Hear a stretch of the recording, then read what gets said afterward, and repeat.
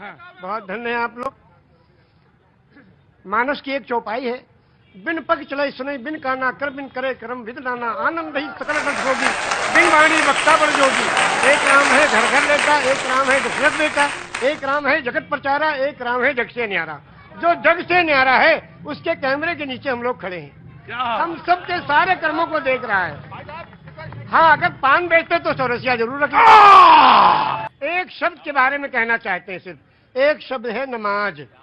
वाह, सभी लोग जानते हैं, मुस्लिम कम्युनिटी के लोग नमाज पढ़ते हैं।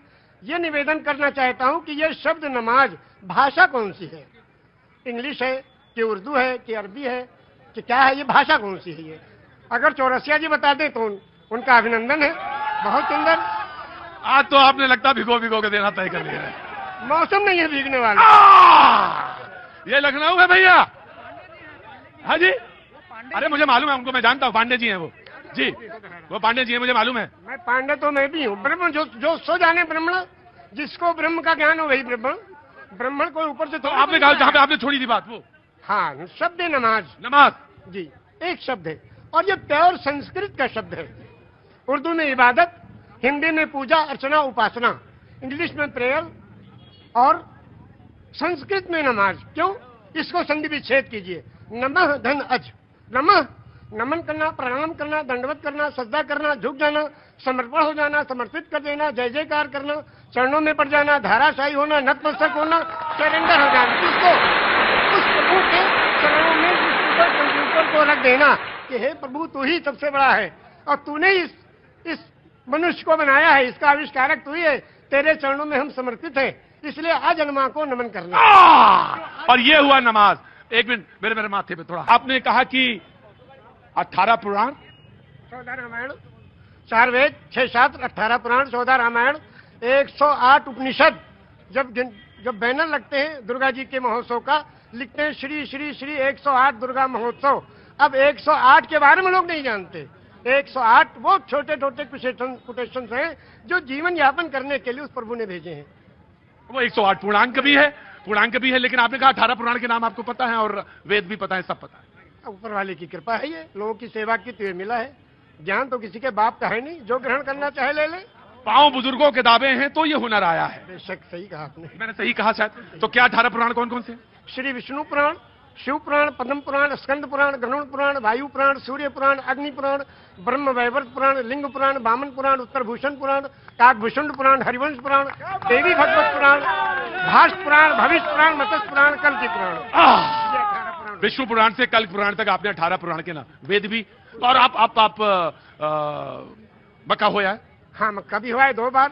और 3 ब्रह्मद्वितीयो नास्ते, सर्वम खिलविदं ब्रह्म द्वितीयो नास्ते ने ना नास्ते किंचन। पूरे ब्रह्मांड का मालिक एक ही परमेश्वर है, दूसरा कोई नहीं था, नहीं है, नहीं होगा, किंचन, किंचा भर भी नहीं। एकम एवं अद्वितीयम, वो प्रभु अकेला है, कोई दूसरा उसका भागीदार नहीं। तो जब आप रामचरितमानस में आए तो फिर क्या अच्छा लगा? अब रामचरितमानस की 1-2 कड़ियां आपको सुनाएंगे उर्दू में। हाँ।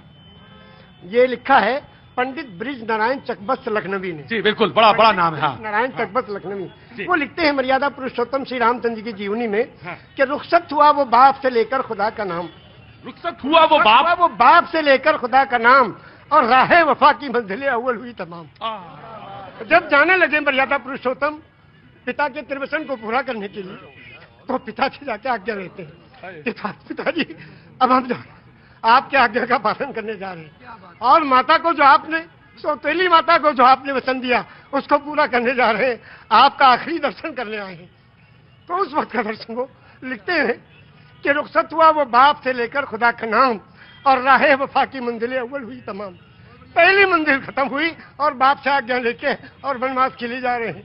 और जब माता जी के पास गए तो उनसे जब पूछना चाहा तो उसमें लिखते हैं कि माता कौशल्या जी सिर्फ देखती रही, और जब उससे पूछा, उनसे इजाजत ली, तो कहने लगी कि मैं खुश हूं, फूंक दे कोई इस तख्त ताज को, और तुम ही नहीं तो आग लगाऊंगी राज को। जब तुम ही नहीं तो आग लगाऊंगी राज को। क्या आज भी कोई बेटा इतनी बड़ी सल्तनत को ठोकर मारकर और पिता की आज्ञा का पालन करने के लिए तैयार है? ये वचन दिया है श्री रामचंद्र जी ने, ये वचन दिया है पूरी दुनिया को कि देखो अगर पिता कहे तो राज को भी ठोकर लगा दो।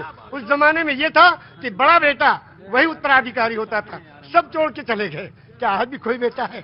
तो इस राम की जीवनी से ये सबक लेना चाहिए। आचार्य जी आपने तो आचार्य अब बिल्कुल अब इसके आगे अब आप हमसे क्या कहवाएंगे, बस इतना ही है। ऐसे दोनों आंखों सच में ये है कि दोनों आंखों से जलधार बह रही है।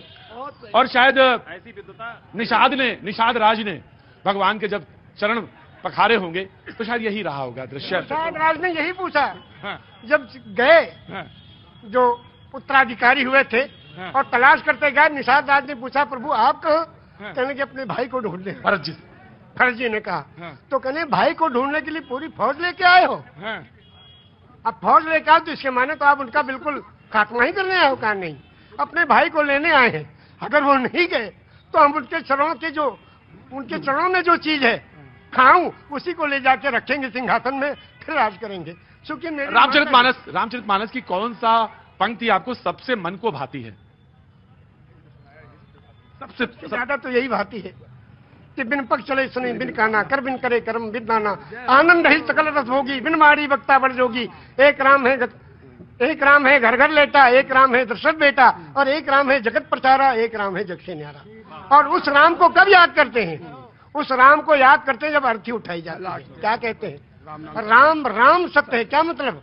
मर्यादा पुरुषोत्तम श्री रामचंद्र की जो पूजा अर्चना उपासना करते थे, जिस राम की वही राम सत्य है। राम सत्य है, राम नाम सत्य है, हरि का नाम सत्य है, और सत्य बोलो मुक्ति है। वो कौन सी सच्चाई है जिसमें मुक्ति और कल्याण छुपा है? उसको जो जान ले उसका जीवन सफल है।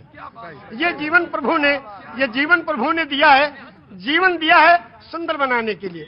ये जीवन इसलिए नहीं दिया कि व्यर्थ कर ले। हाय दिल्ली की तरफ बारे में सुनाएंगे हम।